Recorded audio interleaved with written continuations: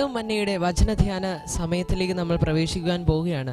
ഇന്ന് ദൈവമായ കർത്താവ് നമ്മളോട് ഇടപെടേണ്ട രീതിയിൽ തന്നെ തൻ്റെ വചനത്തിൽ നിന്ന് ഇടപെടട്ടെ.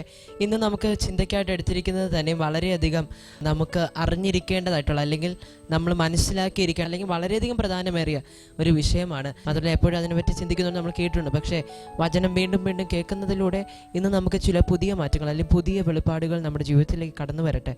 ദൈവം അനുഗ്രഹിക്കട്ടെ. ഇന്നത്തെ സന്ദേശത്തിലോട്ട് പോകുന്നതിന് മുന്നമേ ഒരു ഉദാഹരണത്തിലേക്ക് നമ്മുടെ ശ്രദ്ധയൊന്ന് തിരിക്കാം. ഒരിടത്ത് ഒരു പരദൂഷണം പറഞ്ഞു നടക്കുന്ന ഒരു സ്ത്രീ ജീവിച്ചിരുന്നു. ആ സ്ത്രീ എപ്പോഴും തൻ്റെ നാവ് ഉപയോഗിക്കുന്നത് മറ്റുള്ളവരെ കുറ്റപ്പെടുത്തുവാനും മറ്റുള്ളവർ മുറിവേൽപ്പിക്കുവാനുമായിരുന്നു. അങ്ങനെയിരിക്കെ ഈ സ്ത്രീയുടെ വാക്കുകൊണ്ട് മറ്റൊരു വ്യക്തി മുറിവേൽക്കുവാനിടയായി. വളരെ ഭാരത്തോടുകൂടി ഈ കാര്യം ദേവദാസനോട് പറയുകയുണ്ടായി. ഈ ദേവദാസൻ പരദൂഷണം പറഞ്ഞ് നടക്കുന്ന സ്ത്രീയെ ഭവനത്തിലേക്ക് വിളിച്ചിട്ട് പറഞ്ഞു, ഇപ്രകാരം ചെയ്യണം, മാർക്കറ്റിലേക്ക് പോവുക, ഒരു താറാവിനെ മേടിക്കണം, അതിനുശേഷം പോകുന്ന യാത്രയിൽ, അതായത് ഭവനത്തിൽ എത്തുന്നത് വരെ ആ താറാവിൻ്റെ മേൽ നിന്ന് എല്ലാ തൂവലും വഴിയെ പറിച്ചു കളയണമെന്ന്. അതോടുകൂടി തീരുന്നില്ല. ഭവനത്തിൽ എത്തിയതിനു ശേഷം ഭവനത്തിനകത്ത് കയറണമെന്നല്ല, ഭവനത്തിൽ കയറുന്നതിന് മുന്നമേ തിരികെ പോകണം. റിട്ടേൺ അടിച്ച് വഴിയിൽ പറിച്ചു കളഞ്ഞ തൂവലുകളെ എന്ത് ചെയ്യണം? കളക്ട് ചെയ്യണം.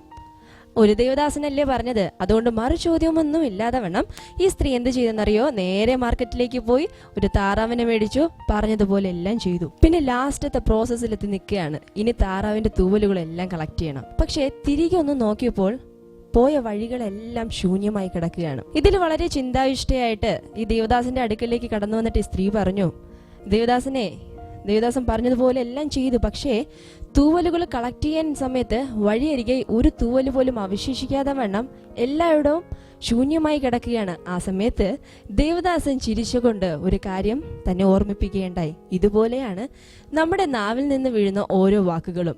പറിച്ചു കളയാൻ വളരെ ഈസി ആയിരിക്കാം, പക്ഷെ കളക്ട് ചെയ്യാൻ വളരെ ബുദ്ധിമുട്ടാണ്. നമ്മുടെ നാവിൽ നിന്ന് വീഴുന്ന ഓരോ വാക്കുകളും മറ്റുള്ളവരോട് പറയുമ്പോൾ വളരെ എളുപ്പമായിരിക്കാം, പക്ഷെ അത് തിരിച്ചെടുക്കുവാൻ വളരെ പ്രയാസമാണ്. അത് തിരിച്ചെടുക്കുവാൻ പോലും കഴിയാത്ത വിധത്തിലാണ് നമ്മുടെ നാവിൻ്റെ മേലുള്ള പവർ. തീർച്ചയായിട്ടും ദൈവം വസിക്കുന്ന ഒരു വ്യക്തിയുടെ ജീവിതത്തിൽ നോക്കുമ്പോൾ ആ വ്യക്തി നന്നായിട്ട് നാവിനെ ഉപയോഗിക്കും. അപ്രകാരം നമുക്ക് ഇന്നത്തെ ഈ കഥ പോലെ തന്നെ വചനവുമായിട്ടുള്ള ബന്ധത്തെ നമുക്കൊന്ന് പരിശോധിച്ച് വചനത്തിലൂടെ നമുക്കിന്ന് നമ്മുടെ ആത്മീയ മനുഷ്യനെ പണിയാം.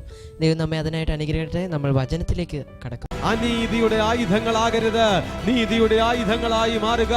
ദൈവത്തിന്റെ ആയുധങ്ങളായി സമ്മതിച്ചു കൊടുക്കുക. ദൈവത്തിന്റെ മൂർച്ചയേറിയ ആയുധങ്ങളായി നിങ്ങൾ നിങ്ങളെ തന്നെ ഏൽപ്പിച്ചു കൊടുക്കുക. എവിടെയെങ്കിലും നിങ്ങൾ ജയിച്ചിട്ടുണ്ടെങ്കിൽ അവിടെ നിങ്ങളുടെ കൈയല്ല, നിങ്ങളുടെ അവയവത്തെ കർത്താവ് നീതിയുള്ള ആയുധങ്ങളായി ആമേൻ കരങ്ങൾ എടുത്തത് കൊണ്ട്, നീതിയുള്ള ആയുധങ്ങളായി ദൈവം കരങ്ങൾ എടുത്തത് കൊണ്ട് എവിടെയൊക്കെയോ നീ വിജയിച്ചു, എവിടെയൊക്കെയോ വിജയിച്ചു. യോബിന്റെ പുസ്തകം 22-ാം അധ്യായം അതിൻ്റെ 23-ാമത്തെ വാക്യം വായിക്കാം. സർവശക്തങ്കിലേക്ക് തിരിഞ്ഞാൽ നീ അഭിവൃദ്ധി പ്രാപിക്കും, നീതികേട് നിന്റെ കൂടാരത്തിൽ നിന്ന് അകറ്റിക്കളയും എന്ന് കർത്താവിൻ്റെ വചനത്തിൽ എഴുതിയിരിക്കുന്നു. അപ്പോൾ ദൈവത്തിങ്കലേക്ക് തിരിഞ്ഞാൽ അഭിവൃദ്ധി ഉണ്ടാകും, നീതികേട് കൂടാരത്തിൽ നിന്ന് അകറ്റിക്കളയും. അനീതിയുടെ ആയുധങ്ങളെ, നമ്മുടെയൊക്കെ അവയവങ്ങളെ പൗലൂസ് പറഞ്ഞത് അനീതിയുടെ ആയുധങ്ങളാക്കി മാറ്റരുതെന്നാണ്. കാരണം മനുഷ്യ ശരീരത്തെ രണ്ട് തരത്തിൽ ഉപയോഗപ്പെടുത്താം. നീതിയുടെ ആയുധങ്ങളായും അനീതിയുടെ ആയുധങ്ങളായും വിനിയോഗിക്കാം. നീതിയുടെ ആയുധങ്ങളായി മനുഷ്യ ശരീരത്തെ പ്രയോജനപ്പെടുത്തുവാൻ കഴിയുന്നത് എന്താ? നല്ല കാര്യാദികളെ ചെയ്തിട്ട്, നല്ല കാര്യങ്ങൾ ചെയ്ത് നമ്മുടെ അവയവങ്ങളെ നീതിയുടെ ആയുധങ്ങളാക്കി നമുക്ക് മാറ്റാനായിട്ട് കഴിയും. ഒരിക്കൽ കൂടി ഞാൻ പറയാം. നീതിയുടെ ആയുധങ്ങൾ എന്ന് പറഞ്ഞു കഴിഞ്ഞാൽ നമ്മുടെ ഈ കൈ കൊണ്ട് ദാഹിക്കുന്ന ഒരാളിന് ഒരു ഗ്ലാസ് വെള്ളം കൊടുക്കുമ്പോൾ ഈ കൈ നീതിയുടെ ആയുധം. തകർന്നിരിക്കുന്ന ഒരു വ്യക്തിയോട്, നിരാശപ്പെട്ടിരിക്കുന്ന ഒരു വ്യക്തിയോട് യേശു കർത്താവിനെ കുറിച്ച് ഒന്ന് പരിചയപ്പെടുത്തി കൊടുക്കുമ്പോൾ ഈ നാവ് അല്ലെങ്കിൽ ഈ വായ് നീതിയുടെ ആയുധമായി മാറുന്നു. എന്താ അനീതിയുടെ ആയുധങ്ങളായി വിനിയോഗിക്കപ്പെടുന്നത്? മനുഷ്യൻ്റെ നാവ് ഉപയോഗിച്ച് മറ്റൊരാളെ നമുക്ക് വേദനിപ്പിക്കാം. നമ്മുടെ അവയവത്തെ അനീതിയുടെ ആയുധമായി ഉപയോഗിക്കുന്നു എന്നർത്ഥം. നമ്മുടെ നാവ് ഉപയോഗിച്ച് ഒരാളുടെ ധൈര്യത്തെ നമുക്ക് ചോർത്തിക്കളയാം.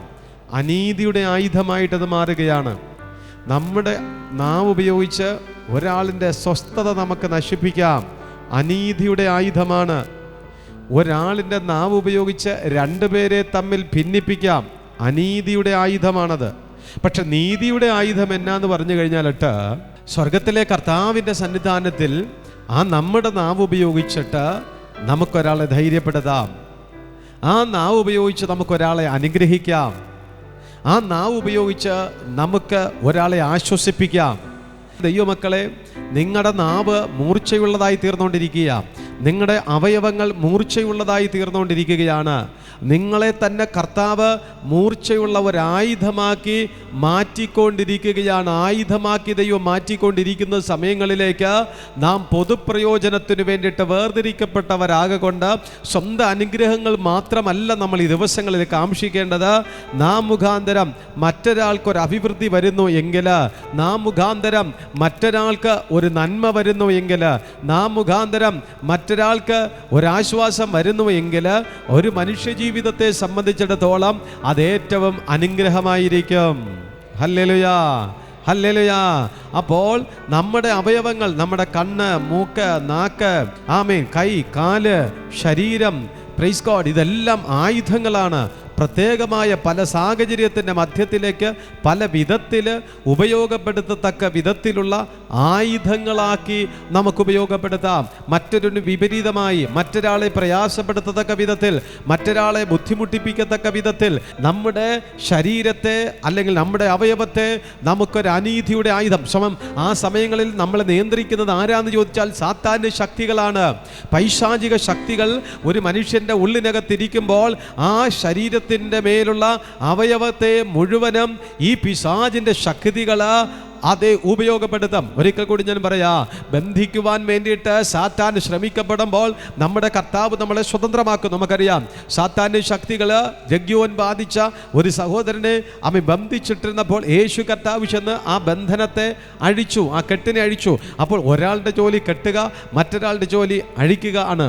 സ്വത്രം. എന്നാൽ ഈ രണ്ട് ഭാഗങ്ങൾ നമ്മൾ നോക്കപ്പെടുമ്പോഴും രണ്ടുപേർക്കും ശരീരം ഇല്ല. യേശു കർത്താവ് മനുഷ്യനായി ഭൂമിയിലേക്ക് അവതരിച്ചു എങ്കിലും ദൈവം ആത്മാവാകുന്നു. ഹല്ലേലൂയ. ദൈവം ആത്മാവാകുന്നു. ദൈവം ആത്മാവാകുന്നത് കൊണ്ട് മറ്റൊരാളിൻ്റെ ശരീരത്തെ സ്വർഗത്തിലെ കർത്താവ് ആയുധമാക്കിയെടുക്കും. ഹല്ലേലൂയ. ദൈവം നമ്മളെ കയ്യിലെടുക്കുമ്പോൾ എന്തെങ്കിലും ദൈവത്തിന് ഉദ്ദേശം, അതിന് ഞാൻ ചെയ്യേണ്ടത്, ഞാൻ കർത്താവിന് ഇഴുകിക്കൊടുക്കണം, ഞാൻ കർത്താവിന് ഇണങ്ങിക്കൊടുക്കണം, ഞാൻ കർത്താവിന് കീഴ്പ്പെട്ട് കൊടുക്കണം. ഞാൻ എൻ്റെ ഇഷ്ടങ്ങൾക്കല്ല പ്രാതിനിധ്യം കൊടുക്കേണ്ടത്. എൻ്റെ ഇഷ്ടങ്ങൾ പലതും കടന്നു വന്നിരിക്കാം, എൻ്റെ താല്പര്യങ്ങൾ പലതും കടന്നു വന്നിരിക്കാം. ഇല്ല കർത്താവേ, നീ എന്നെ ആയുധമാക്കി കയ്യിലെടുത്തിരിക്കുമ്പോൾ, നീ എന്നെ ഒരു ഉപകരണമായി വേർതിരിച്ചിരിക്കപ്പെടുമ്പോൾ, ഞാൻ എൻ്റെ ഇഷ്ടങ്ങൾക്കല്ല പ്രാതിനിധ്യം കൊടുക്കേണ്ടത്, ഞാൻ നിൻ്റെ ഇഷ്ടങ്ങൾക്ക് പ്രാതിനിധ്യം കൊടുക്കുന്നു എന്ന് പറഞ്ഞ് ഞാൻ കീഴ്പ്പെട്ട് കൊടുക്കുമ്പോൾ, ഇഴുകി കൊടുക്കുമ്പോൾ, സമ്മതിച്ചു കൊടുക്കുന്ന അതേ സമയത്ത് സ്വർഗത്തിലെ കർത്താവ് സ്വത്രം എന്നെ തൻ്റെ നീതിയുള്ള ആയുധമായി എന്നെ പ്രയോജനപ്പെടുത്തപ്പെടുമ്പോൾ, അത് നിങ്ങളുടെ കരങ്ങളിലേക്ക് സ്വത്രം നിങ്ങളുടെ ശിരസിലേക്ക് കൈവയ്ക്കുമ്പോൾ അത് നിങ്ങൾക്കൊരു ബ്ലെസ്സിങ് ആയിട്ട് വരപ്പെടുന്നു. ഞാൻ യേശുവിൻ്റെ നാമം പറഞ്ഞ് ഇവിടെ പ്രസംഗിക്കുമ്പോൾ അത് നിങ്ങൾക്ക് ഒരു ബ്ലെസ്സിങ് ആയി കടന്നു വരപ്പെടുന്നു. ഇങ്ങനെ അവന് ഇഷ്ടമുള്ള ഒരായുധമായി ഇന്ന് പകൽ സമയത്തിൽ ദൈവമക്കളെ നോക്കിയിട്ട് ഞാൻ നിങ്ങളോട് വിളിച്ചു പറയുകയാണ്, നിങ്ങൾ അനീതിയുടെ ആയുധങ്ങളാകരുത്, നീതിയുടെ ആയുധങ്ങളായി മാറുക. ദൈവത്തിൻ്റെ ആയുധങ്ങളായി സമ്മതിച്ചു കൊടുക്കുക. ദൈവത്തിൻ്റെ മൂർച്ചയേറിയ ആയുധങ്ങളായി നിങ്ങളെ തന്നെ ഏൽപ്പിച്ചു കൊടുക്കുക. കർത്താവേ, എന്നെയും പ്രയോജനപ്പെടുത്തണം. എൻ്റെ ഇഷ്ടങ്ങളല്ല, അങ്ങയുടെ ഇഷ്ടങ്ങൾ മാത്രം നടക്കുവാൻ, അങ്ങയുടെ ഇഷ്ടങ്ങൾ മാത്രം നടക്കുവാൻ, അങ്ങയുടെ ഇഷ്ടങ്ങൾ മാത്രം നടക്കട്ടെ, അങ്ങയുടെ ഹിതം മാത്രം നടക്കട്ടെ, അങ്ങയുടെ ഇഷ്ടം മാത്രം നടക്കട്ടെ യേശുവിന്റെ നാമത്തിൽ. അതുപോലെ നമ്മുടെ ശരീരത്തെ സാത്താന് കയ്യിലെടുക്കാം. എങ്ങനെയാണ്? അനീതിയുടെ ആയുധങ്ങളായി സാത്താന് നമ്മളെ കയ്യിലെടുക്കാം. അവനും പ്രവർത്തിക്കുവാൻ, നമ്മെ ഒരുപക്ഷെ ഉപദ്രവിക്കുവാൻ, നമ്മെ ഭാരപ്പെടുത്തുവാൻ, ബുദ്ധിമുട്ടിപ്പിക്കുവാൻ, നമ്മെ ആയിരിക്കില്ല, ചിലപ്പോൾ വേറൊരാളെ ആയിരിക്കാം. ദൈവമക്കളെ, നിങ്ങൾ ആരെങ്കിലും മറ്റൊരാളെ പ്രയാസപ്പെടുന്നവരാണ് എങ്കിൽ സാത്താൻ നിങ്ങളെ ആയുധമായി ഉപയോഗിച്ചുകൊണ്ടിരിക്കുക. നിങ്ങളുടെ ഭർത്താവിന് നിങ്ങളൊരു ബുദ്ധിമുട്ടാണെങ്കിൽ സാത്താൻ ഭർത്താവിനെ ദണ്ഡിപ്പിക്കുവാൻ നിങ്ങളെ ഒരായുധമായി കയ്യിലെടുത്തിരിക്കുക. നിങ്ങളുടെ ഭാര്യയെ നിങ്ങൾ പ്രയാസപ്പെടുന്ന വ്യക്തിയാണ് എങ്കിൽ സാത്താൻ നിങ്ങളുടെ ഭാര്യയെ പ്രയാസപ്പെടുത്താൻ നിങ്ങളെ ഒരായുധമായി കയ്യിലെടുത്തിരിക്കുകയാണ്. നിങ്ങൾ നിങ്ങളുടെ അയൽവക്കക്കാരനൊരു പ്രശ്നമാണ് എങ്കിൽ ആ വ്യക്തിയെ പ്രയാസപ്പെടുത്തുവാൻ, ബുദ്ധിമുട്ടിപ്പിക്കുവാൻ സാത്താൻ നിങ്ങളെ ഒരായുധമായി കയ്യിലെടുത്തിരിക്കുകയാണ്. പുതിയ തീരുമാനം നമുക്ക് എടുക്കുവാൻ കഴിയണം. എന്താണ്? എൻ്റെ ശരീരത്തെ ഞാൻ സാത്താന് വിട്ടുകൊടുക്കത്തില്ല, എൻ്റെ കണ്ണിനെ പിശാചിന് വിട്ടുകൊടുക്കത്തില്ല, എൻ്റെ അവയവത്തെ പിശാചിന് ഞാൻ വിട്ടുകൊടുക്കത്തില്ല. ആമേൻ. എന്നെ തന്നെ ഞാൻ സാത്താന് വിട്ടുകൊടുക്കത്തില്ല. കാരണം ആമേൻ, അപ്പുറത്ത് താമസിക്കുന്നവനെയോ എന്നോട് സഹകരിക്കുന്നവനെയോ പിശാചിന് ഉപദ്രവിക്കണമെങ്കിൽ, സാത്താന് അവനെ ദണ്ഡിപ്പിക്കണമെങ്കിൽ എൻ്റെ ശരീരം ഉപയോഗിച്ച് ദണ്ഡിപ്പിക്കുവാൻ ഞാൻ വിട്ടുകൊടുക്കത്തില്ല. നീ തീരുമാനമെടുക്കണം. എൻ്റെ ശരീരം ഉപയോഗിച്ച് ഇനി ആരെയും സാത്താൻ ദണ്ഡിപ്പിക്കരുത്. ഞാനും സാത്താനുമായിട്ടൊരു യുദ്ധമുണ്ട്, പോരാട്ടം എനിക്കുണ്ട്. നമ്മളൊക്കെ കർത്താവിൻ്റെ നല്ല മക്കളാണ്.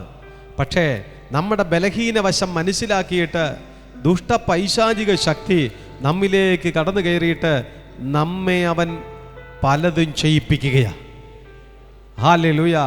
ഒരുപക്ഷെ നിങ്ങളെ ചെയ്യിപ്പിക്കുക മാത്രമല്ല, നിങ്ങളെ ആരൊക്കെയോ പ്രയാസപ്പെടുന്നുണ്ടായിരിക്കാം. ഹല്ലേലൂയ. ആരൊക്കെയോ നിങ്ങളെ വേദനിപ്പിക്കുന്നുണ്ടായിരിക്കാം. നിങ്ങൾ നിരപരാധികളാണ്. എത്ര താഴ്ന്നിട്ടും, എത്ര വിനയപ്പെട്ടു കൊടുത്തിട്ടും, എത്ര കീഴ്പ്പെട്ടിട്ടും ആരോ നിങ്ങളെ പുറകെ നടന്ന് പ്രയാസപ്പെടുത്തിക്കൊണ്ടിരിക്കാം. പരിശുദ്ധാത്മ വെളിപ്പാട് തന്നിരിക്കുകയാണ്. കാരണം എന്താണ്? നീ ഉപവസിക്കുന്നത് മനസ്സിലാക്കി, നീ ആത്മാവിൽ ആരാധിക്കുന്ന മനസ്സിലാക്കി, നീ ആത്മാവിൽ ബലം പ്രാപിക്കുന്ന മനസ്സിലാക്കി, ദുഷ്ട സാത്താൻ ഏതോ ഒരു ശരീരത്തെ, എൻ്റെ വേണ്ടപ്പെട്ട ഒരു വ്യക്തിയുടെ ശരീരത്തെ കയ്യിലെടുത്ത് എന്നെ ദണ്ഡിപ്പിക്കുകയാണ്. അങ്ങനെയാണെങ്കിൽ ഞാൻ തോറ്റുകൊടുക്കാനുള്ളവളല്ല, ഞാൻ തോറ്റുകൊടുക്കാനുള്ളവനല്ല, ഞാൻ ജയിക്കാനുള്ളവനാണ്, ഞാൻ ജയിക്കാനുള്ളവളാണ്. ആമേൻ. ഹല്ലേലൂയ. എനിക്ക് ആ വ്യക്തിയോട് ബുദ്ധിമുട്ടില്ല, ആ വ്യക്തിയോട് എനിക്ക് ശത്രുത്വമില്ല, ആ വ്യക്തിയോട് എനിക്ക് പോരാട്ടമില്ല. ആമേൻ. എനിക്ക് പോരാട്ടം ആ വ്യക്തിയുടെ പിന്നിൽ പ്രവർത്തിക്കുന്ന സാത്താന്റെ ശക്തികളോടത്രേ, ആ വ്യക്തിയുടെ പുറകിൽ വ്യാപരിക്കുന്ന അന്ധകാര വ്യാപാരത്തെ ആമേൻ ഞാൻ വെറുക്കുന്നു.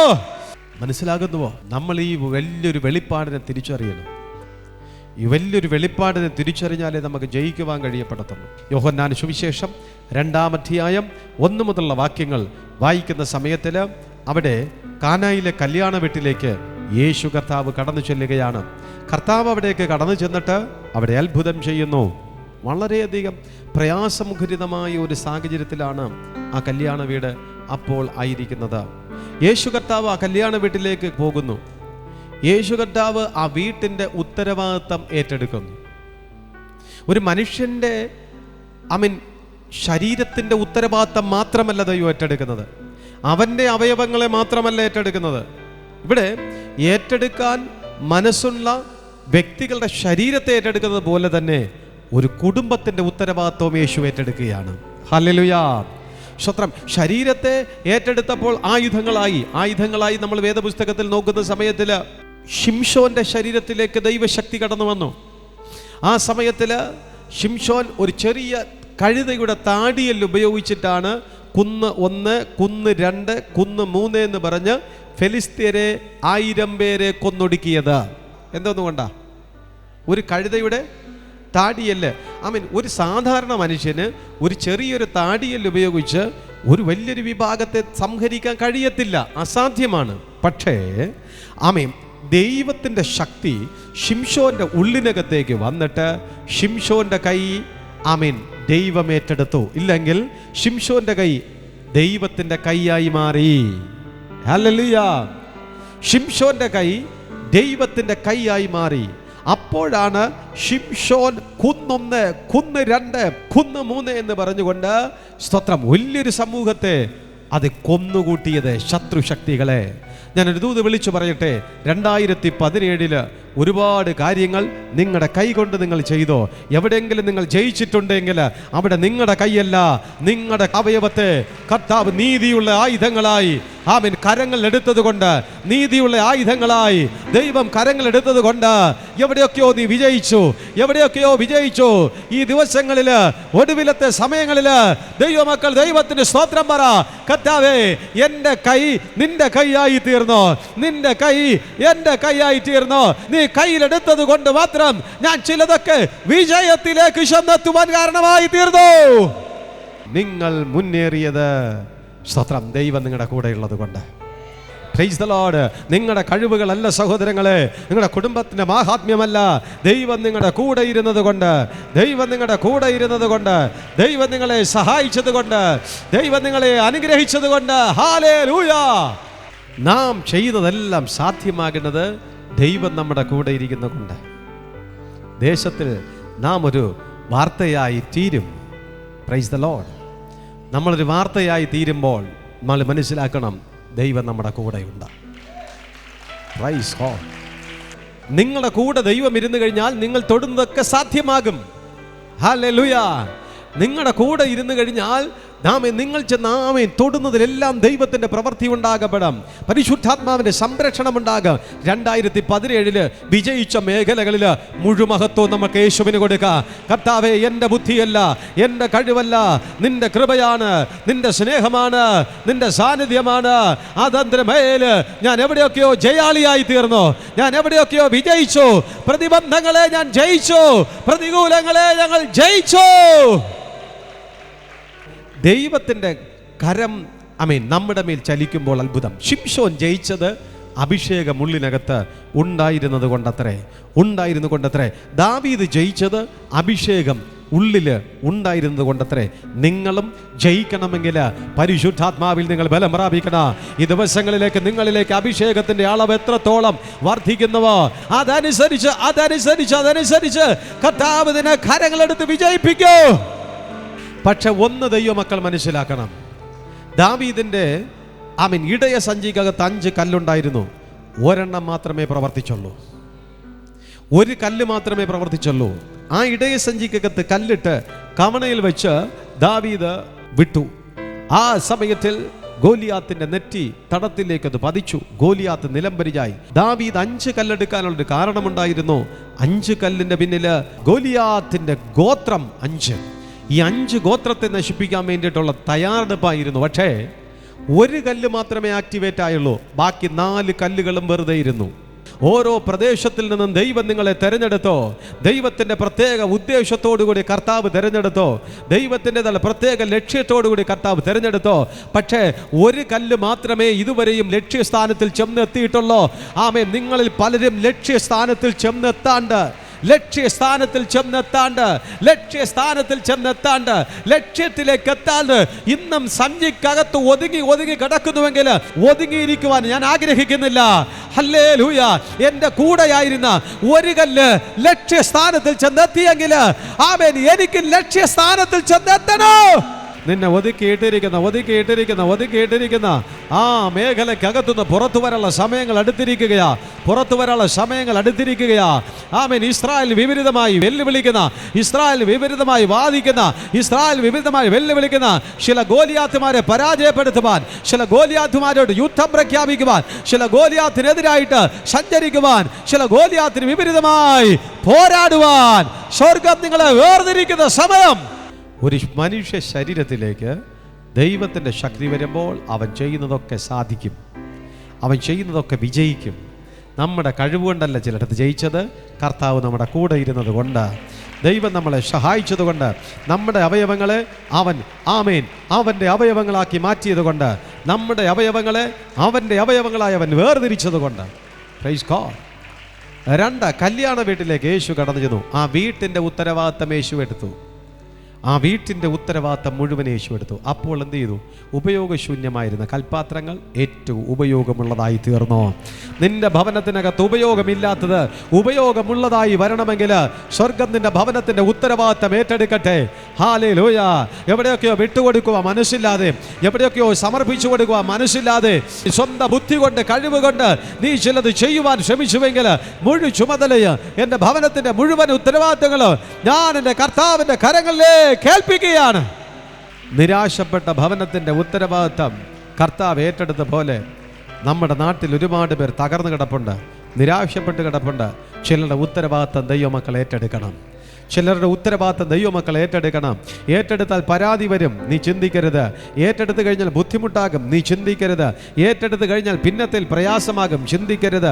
യേശു കർത്താവ് കല്യാണ വീട്ടിൻ്റെ ഉത്തരവാദിത്തം മുഴുവനും ഏറ്റെടുത്തിട്ട് ആ കല്യാണ വീട്ടിനെ അനുഗ്രഹിച്ചുവെങ്കിൽ യേശുവിനെ അനുഗമിക്കുന്ന ദൈവത്തിൻ്റെ മൈതങ്ങൾ ചില ചുമടുകൾ എടുക്കണം, ചില ചുമടുകൾ എടുക്കണം, ചില ഭാവനങ്ങൾ ഏറ്റെടുക്കുക.